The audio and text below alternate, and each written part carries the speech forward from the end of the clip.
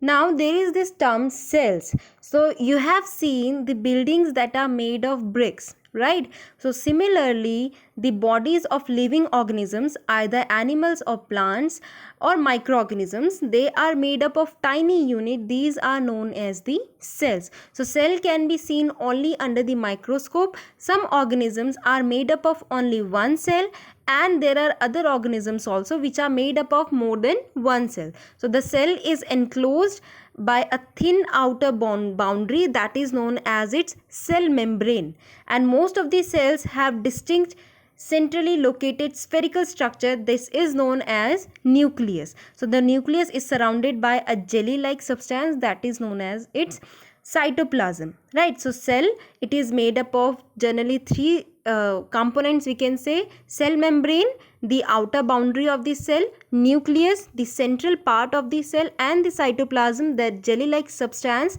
which is present between the nucleus and the cell membrane, right? Now let's discuss more about photosynthesis. So photosynthesis is a complex process, and a series of chemical reaction has been taken place in this process, right, where the raw material like carbon dioxide and water is converted into the food product, that is the glucose. So the process can be shown simply by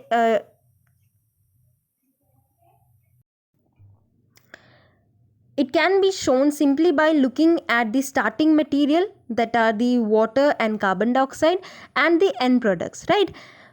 So sunlight is the major source of energy for photosynthesis. We have discussed this, and leaves are the site where photosynthesis takes place. Like you know that we prepare our food in the kitchen, right? So in the same manner, plants, they also prepare their food in the leaves. So leaves have some special organelle called chloroplast, which contain the green pigment, that is the chlorophyll. And some plants like cactus, they do not have any leaves, right? So they perform photosynthesis using green stem. Now we have discussed this, that carbon dioxide, it enters into the leaf through tiny pores, right? So these tiny pores are known as the stomata, okay, and they are found in the underside of the leaves, and gases move in and out through stomata, uh, where stomata is the plural term, we can say, and singular, that is the stoma.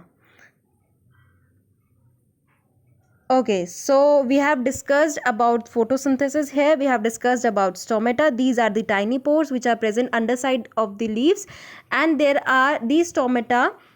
In our next video, we are going to discuss more about the stomatas, like what is the structure of stomatas, the opening and closing of the stomata, and their functions.